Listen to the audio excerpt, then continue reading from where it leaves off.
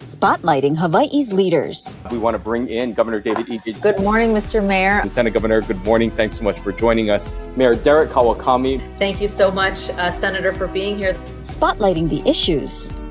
Where is the virus right now in our community? How much is this overall going to cost the state? How are you responding to the community's concerns? Talk about the level of citations that you guys are writing. Spotlight Hawaii with Yanji Denise and Ryan Kalei Suji on the digital platforms of the Honolulu Star-Advertiser. This episode of Spotlight Hawaii is brought to you by Long's Drugs. Well, aloha. Thank you so much for joining us here on Spotlight Hawaii on this Wednesday morning. I'm Yanji Denise, joined by Ryan Kalei Suji. And Ryan, today we are delving into a topic that always sparks a lot of discussion, and that is the Honolulu Rail Project. That's right. We're joined this morning by Lori Kahikina from the Rail Project. Good morning. Thanks so much for joining us once again. Let's start off with the 90-day trial run that's happening right now. We know that many people have been seeing the train in the west side of the island moving around. For those who aren't familiar about this trial period, maybe update us on what is going on there and how things are looking so far. Sure. Wherever I go, people are so excited. They're saying, wow, the trains are running. I get phone calls, I get texts, emails, and it is exciting. But if I could stress our safety messages, look ahead, not overhead, especially when you're driving. Don't stop don't in the middle and start taking pictures. Just concentrate on driving. You can pull over later and take pictures. And of course, tracks are for trains, right? We're so afraid of that third rail. It is 750 volts and it could kill somebody. But the trial running, we started, I think August 29th. So we're probably in our third week now. And we have some hiccups. You know, the first couple of times they started late. They're supposed to start 5 a.m. So the first day they started 10 minutes late, the next 5 minutes late, but they are starting to get their rhythm. This is the point of trial running, is to work out all of the bugs and to simulate actual revenue service. They're still working on some issues with the platform and train gates. There is a very tight tolerance. They have to be within 6 inches of the center of the train gates and the platform gates. So they're working out that issue. There was an issue, I believe, late last week where one of the trains got stalled.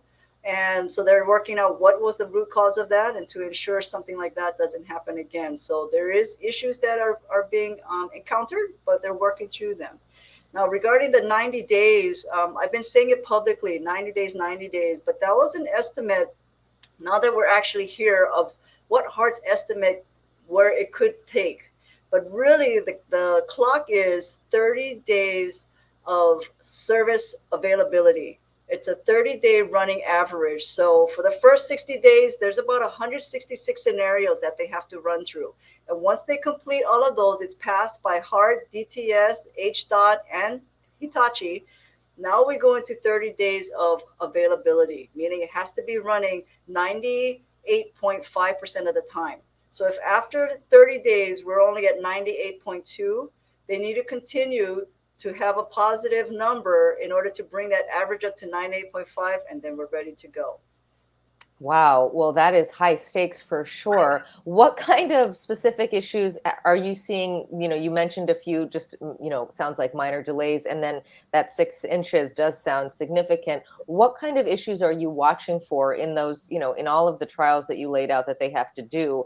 Can you give us a little bit more input on sort of what those scenarios are? Unfortunately, I don't have that, what the 166 are. Maybe it's more like 140, but I can share that we're going to actually, one of the scenarios is imitating an actual emergency. And we will be working with HFD, HPD, EMS, and we're going to let the media know, because we want you folks out there. We don't want the public to panic that there's something actually happening. So I want to say it's mid to late October. We're going to have a cordoned off area where we want all of the media there. It's like a live emergency happening. We expect the media to be there doing an emergency anyway. So here's your area. You can get your B-roll. I will be out there so you can interview me personally. There's also going to be another scenario where there's going to be a simulation of a fire on the train. So of course, we're going to let the media know, because we don't want people to panic when they see smoke coming out of a train as they're driving on the freeway. But I'm sorry, I don't have the specifics on. It could be something as simple as making sure that the trains are, I mean, the stations are open on time. So they're about 25% done with all of the scenarios, but those were the simple ones. It's going to get more and more extensive as you go along the way. And just to elaborate a little more on that, right now, obviously it's the operation of the train itself, but how else are you testing just the logistics and the operations of getting people in, the different platforms, the loading of passengers on and off? Are those going to be things that also have to go through a trial period as well? Yes, so live people are going to be on there, not a whole full train load of people. So HART staff is actually going to be on the train to simulate people coming on and off the train and documenting, what their findings are. And they have a hot debrief every day after each scenario is run. But I've had calls and texts that I'll volunteer to be on the trains, and we cannot. We are in trial running. No one is allowed on the train except for the staff from HART and Hitachi. But yeah, those are some of the things that they're looking for right now. We know that on the city side, they're preparing with the Holo card and just that whole part of the operations. We've had some conversations with them on that. The mayor indicated in a conversation we had with him on Monday that he's expecting to have that portion of the route turned over in the first quarter of next year. But he did say that the city would be ready before then if that were the case. Yes. What's your best case scenario of when you expect people to actually be able to ride the train? Absolutely. Mayor nailed it. And we are working hand in hand with DTS. Like he said, I believe DTS is going to be ready by the end of this year. If Hitachi's schedule is to be done by the end of this year, but as hiccups are encountered, we wanted to put a little bit more contingency in there. So we stretched it out to the first quarter of next year. But so that DTS isn't caught off guard, they are going to be ready to roll by the end of December. And if all the scenarios are going according to plan, maybe Hitachi can hit by the end of this year. But contingency from the HART schedule is the first quarter of next year. And DTS staff is intimately involved with all of this testing. They're part of the team out there watching the scenarios and evaluating and doing, like I said, that hot debrief after each day and whether or not it passes the scenarios. And it's not just testing the equipment, but Hitachi staff, DTS staff, it's all encompassing of the full system, that the human and the equipment interface is working properly as if we're actually in revenue service. Some of the other things that have delayed this are just some of the concerns about the infrastructure itself and some of the developments. There has been reports, of course, of the crackling in some of the concrete piers that support the West Side rail stations. What can you tell us about the findings and what the status is of that right now? Yes, thank you for bringing that up. So safety is paramount to us. So let me just describe real quickly what those cracks are. So the hammerheads is, if you look at the columns, it comes out to a T, and that is what's supporting the stations on either side of the guideway. In those hammerheads, there are some hairline cracks that have been exposed since the first time we noticed them was in 2018. And when we went back to the engineer of record, they said, don't worry, it's shrinkage cracks. Well, since then it has grown. And so there's some concern because it's grown in length and width. So what HART did was we had 4 structural entities go out, HART's own structural engineers, the engineer of record, DTS's structural engineer that they hired, and then HART hired a third-party structural engineer. So all 4 entities went out to measure the cracks, and the engineer of record is responsible for coming up with the analysis and what a possible fix could be. And that they're slated to report back at the end of this month. If it's simple, if we could just epoxy coat it and stop the water from coming in, we could do that immediately. If it's something more extensive and it's going to delay past the trial running. So if Hitachi and HART are ready, trial running is complete, we're ready to hand it over. If those hammerhead cracks are not resolved yet, we can't open and we can't send this over to DTS until that is addressed appropriately. And if you could clarify, when are you expecting that to be resolved? So end of September is when the analysis of the engineer of record needs to come back. And after that, we want DTS's structural engineer to take a look at the findings, and also our third-party structural engineers to take a look at the findings to make sure they're all in agreement with what the proposed fix is for those cracks. So end of the month is key to get that analysis done. when situations like this come up, there may be others that will pop up with just either structural issue or any other issue. For the general public, people think about, well, what is the warranty like? Who's paying for this? Is it something that I have to pay for? Or is it covered under our warranty? In this situation, with the rail not even running yet, but running into these types of issues, who ultimately is footing the bill for whatever issues may happen that has to be resolved? That is very much a fair question. My own board asked me that when I brought this up. And so what we're doing right now, we're just trying to get to the root cause of the issue. If the root cause is shown that it was a design failure, then more than likely it'll be the contractor. It was a design build contract that was done. But if HART somehow gave direction, then the responsibility is on HART. Right now, I just want to solve the problem. Get to what the root cause is, what the problem is, solve it, and then we'll talk commercial later. And of course, I'm not going to negotiate in the media, but first, right? Solve the problem, make sure it's safe. We transfer over the system to the city, and then we'll talk commercial afterwards. How many piers are we talking about? And when you look, is this something that's visible to the naked eye? I haven't been out there to inspect it myself, but I'm assuming that you have. Is this alarming when you look at it? And how many structures are we talking about? So there are 5 stations on the west side that are affected by this. And I want to say between 11 to 12 hammerheads. And you can see it with the naked eye, but probably not on the ground because these are elevated. You would have to get up higher and be right there where you can measure it. So I want to say the widest gap that we have is 0.08 of an inch. So you can see that, right, if you're right there next to the structure. But we want to make sure that what the calculations come back from the designers is that it's not alarming. It can still handle the load of what we anticipate to be the station live loads with it full with riders on that station. If you could provide us an update of where we're at now with the town segment as we head into town. We're looking at, the conversations about this move Malka of the rail as it goes through Kalihi. There were a lot of talks and discussions over that about, of course, the contract that was awarded recently and just the overall line itself and where that is heading. What can you tell us about where we're at around that Middle Street area as it heads through Kalihi, and an update on anything that has progressed since we last spoke?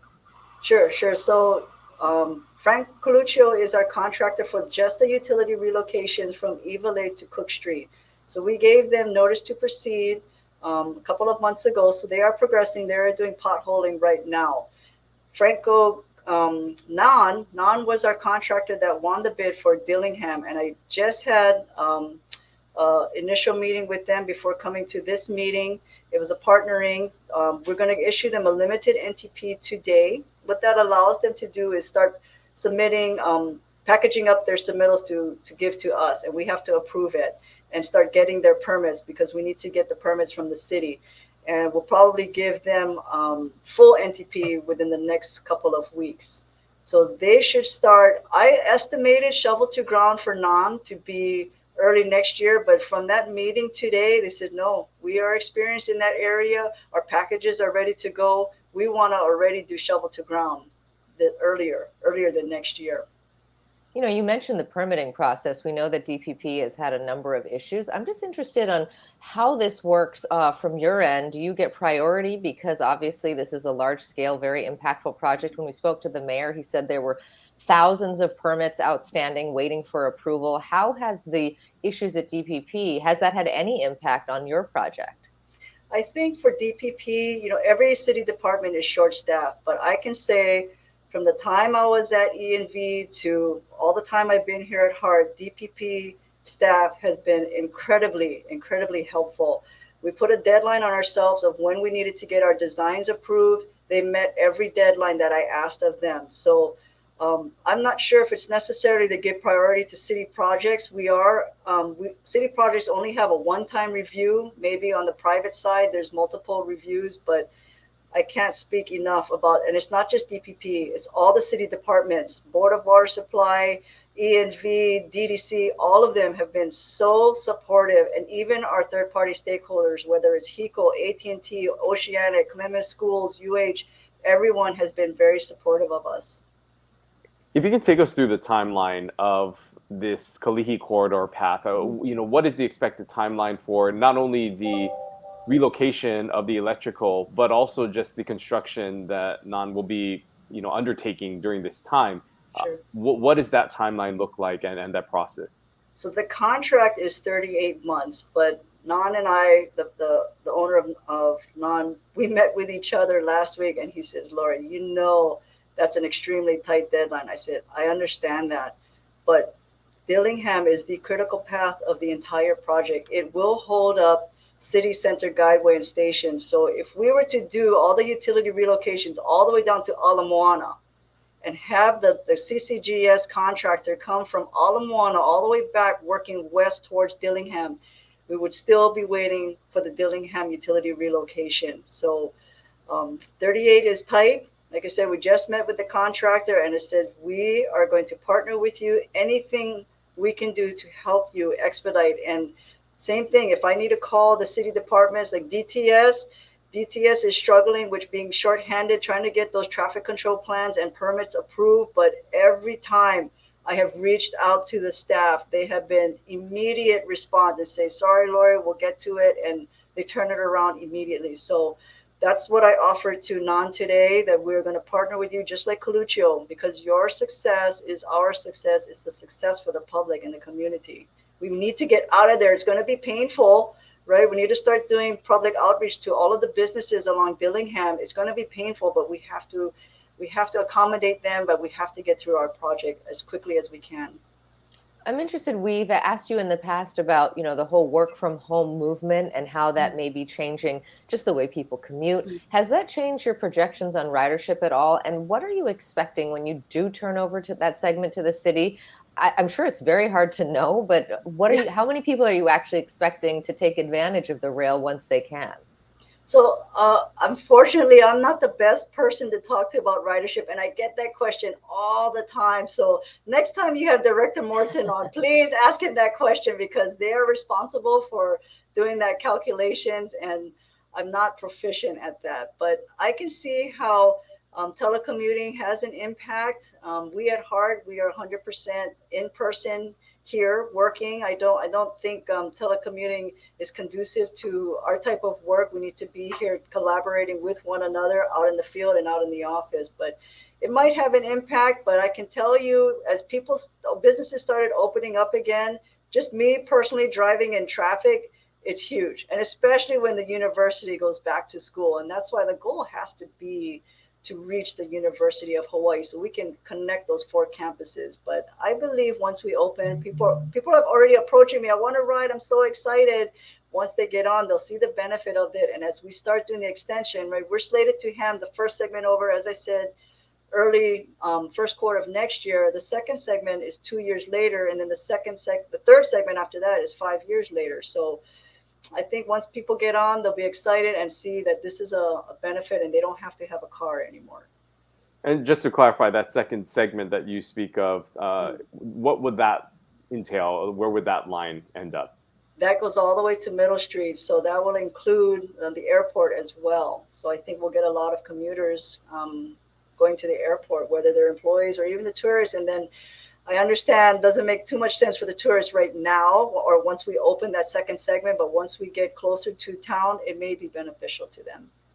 Where are you with the federal authorities and their approval of this project? What's your relationship with the FTA up until this point, and what is their thoughts about ending in Kaka'ako rather than Ala Moana? Can we get an update on that? Sure. So FTA, the relationship between FTA was pretty rocky, I have to admit. Once I stepped in here, they explained to us there was a lot of distrust, and every month we would meet with our FTA has hired a public management oversight consultant, and every month we have meetings with them, and the tone of those meetings has changed dramatically. I believe we have a very good working relationship. There's a lot of trust between us and FTA and PMOC, and they were the ones who wrote to me December of last year. They knew our costs had gone up, our funding has gone down. They knew we would not be able to get to Ala Moana. So that letter actually initiated, we are open to amending the full funding grant agreement. As far as I know, it's never been done before.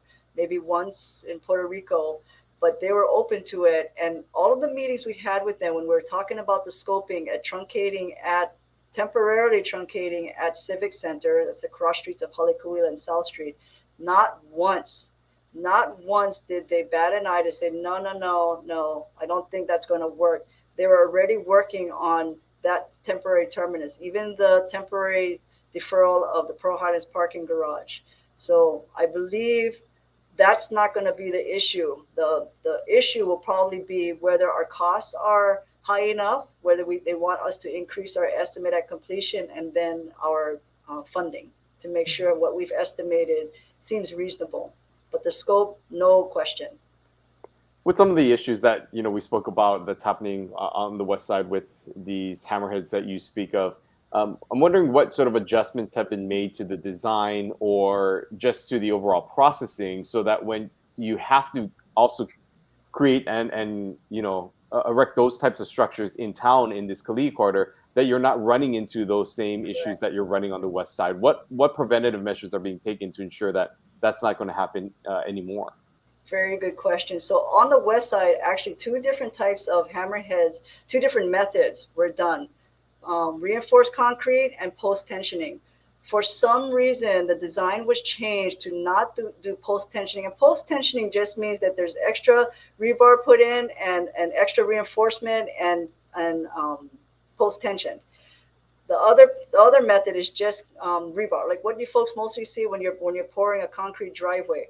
The reinforced concrete method, that is where we're finding those cracks. I don't know why it was changed partial, because some of them that was post-tension, there's no issues there. The one that reinforced concrete, that's where we find the cracks. Going forward on the airport section, everything is post-tension, so we should not see that type of problem. And then, of course, going into city center will ensure that that is addressed as well.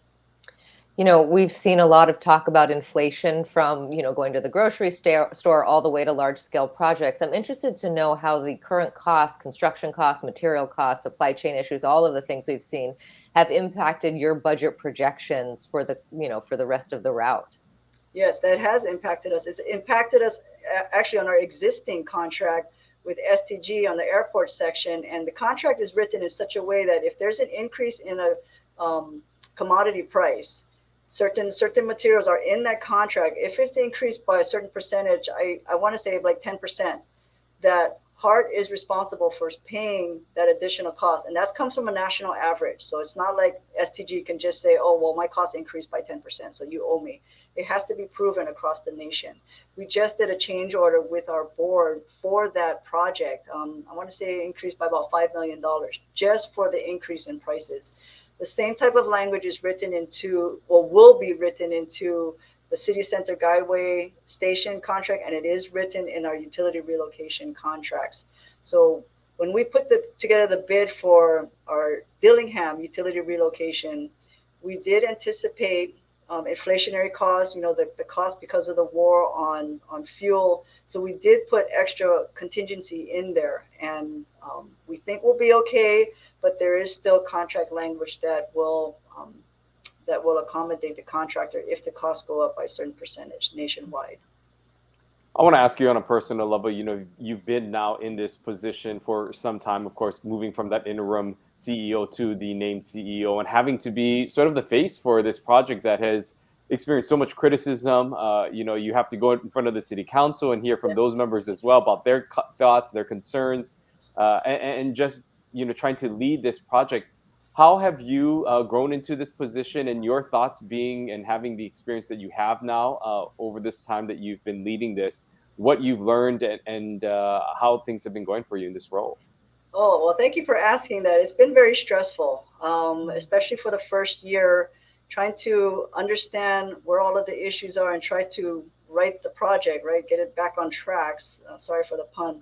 But I have to say, over these last few months, once we got over some of the top hurdles, we were repairing relationships with our stakeholders, the city departments, FTA. Things are going a little bit better. It's not as stressful. I'm not staying up till midnight working. It's a little bit more normal hours now. We do have a good team in place. I do have a lot of faith in our managers and the team that we have. So I'm not having to work on the minutia. The managers are taking care of that and working collaboratively with the staff and with our consultants and contractors. And I can say, wherever I go in the public, at least once a week, someone is approaching me, whether I'm at a restaurant or at Costco or walking on the sidewalk, going to the mayor's office. I went to the 9/11 ceremony this weekend with the mayor and cabinet to honor those that lost their lives in 9/11. And somebody out there, he was carrying a sign, and he pulled down his mask and he says, "Thank you. Thank you for what you are doing, and keep up the good work." I get that at least once a week from just random people I don't even know. And so I'd like to think that we're starting to change public sentiment. We have a long way to go to gain public trust. I understand that, but I'd like to think that we're getting over the hump a little bit, that you folks, please give us a chance and try to trust us. We're trying to be open, honest, and transparent. And we're going to encounter issues in this major infrastructure project. We're going to address them. I mean, they're going to come up, but when they come up, we're going to address them head on and be open and honest with you folks about it. I don't have all of the answers. Like when the hammerhead cracks came up, when the crossover came up, I don't have the answers. I don't have the cause, but we're going to address it. And then I know everyone wants to know who's going to pay for it. I do too. But I'm not going to talk about that publicly, because we've got to solve that problem first. And because if not, if I start pointing fingers, everyone's going to pull back and start pointing fingers, and no one's going to solve the problem. So I come out publicly as soon as I find out about it. I don't have all the answers, but once I do, I will share that.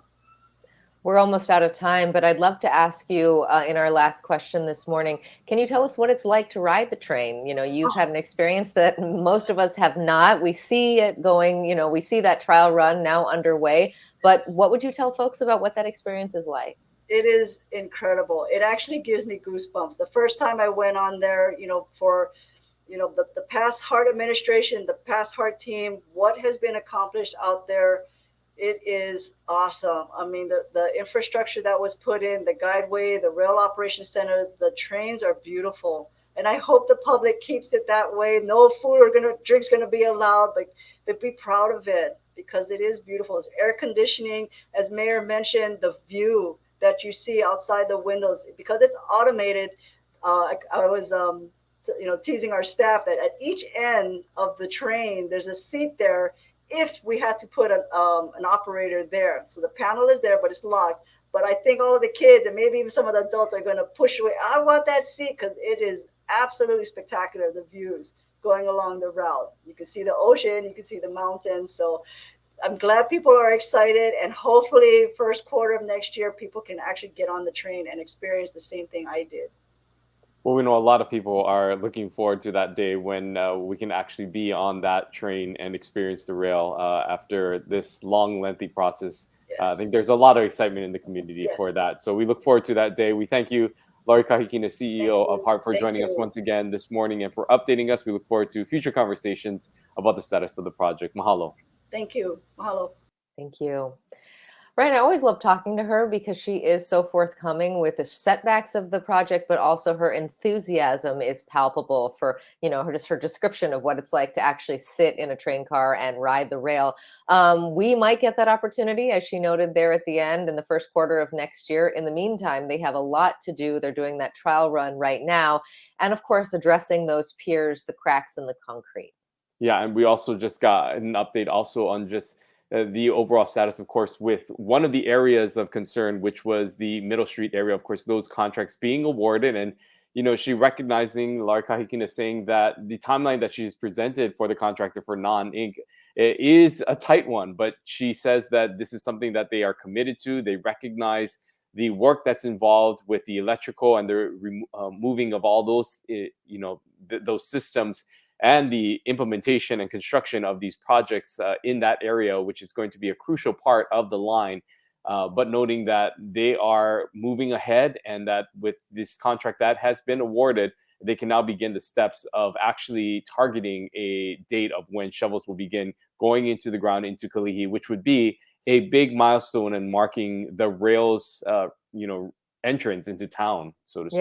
Yeah, and she talked also about costs and just the issues that they're facing, like all of us with inflation, noting that the cost of materials and whatnot Just in the airport project alone, she was talking about a $5 million increase there and how there could be more of that, which is not, of course, the project's fault, but just the way the world is at the moment. And if it does reach, if commodities reach a certain threshold, then HART is liable for the increase. She also talked about her relationship with the FTA and how much she has worked to turn that around. You really see her just chipping away at changing public perception, those interactions that she was talking about with people saying that they are thanking her for the work she's doing. We have had the privilege of being able to talk to her throughout her time at HART. And, in the beginning, she did say that she was having to talk to a lot of people, if she goes to restaurants or retail. And now it sounds like those conversations and those interactions are a little bit more positive. Yeah, and really, when you think about it, I mean, we've tried to have someone on Hard On for some time, and it wasn't until Lori Kahikina came into this role that we were actually able to talk to someone about the role. So we always appreciate her coming on. But of course, she led this interview with warnings to the public about safety concerns. This has been reported in the media about those rail lines, being off limits and not something that people should get close to, as well as not taking photos or getting too excited about them when driving and seeing them overhead. Of course, her expressing those concerns as people get used to seeing the rail in action, something that I think a lot of people are pleasantly surprised to see happening. Yeah, and it'll be interesting. She did say that one of the trials that they're doing as part of that 90-day program will be to simulate, an emergency on the train, a fire in the train, in one of the rail cars. So if you do see that, don't be alarmed. There will be EMS, fire, the media, the police, of course, all the major players that would have to respond to an incident like that. They are going to be doing some drills in that regard. We'll probably get more of a heads up, but it's interesting to hear about all the scenarios that they have to go through to get the trains running on time. Yeah, a lot of things to look forward to. And again, hoping that all of this will be cleared and that the trials will go well and that people will be on the train come the first quarter of next year. Fingers crossed. That's right. On Friday, we are switching gears. We're going to be talking again about COVID-19. We know that, numbers are going down. The World Health Organization today making headlines saying that the pandemic is perhaps coming to an end, or at least entering the next phase. But what about those folks who have contracted the virus and who are dealing with long COVID? We're going to be talking to a doctor from Kapiolani Medical Center who's part of a national study looking at long COVID, specifically in families and children. We're very interested. We've had Dr. Chow on in the past to talk about the long COVID clinic that his agency runs and all of the issues that they face, but they treat adults. So what is long COVID like in kids? So we'll be talking to a doctor about that on Friday, and we do hope you'll join us then. We'll see you then. Aloha. This episode of Spotlight Hawaii is brought to you by Longstrugs.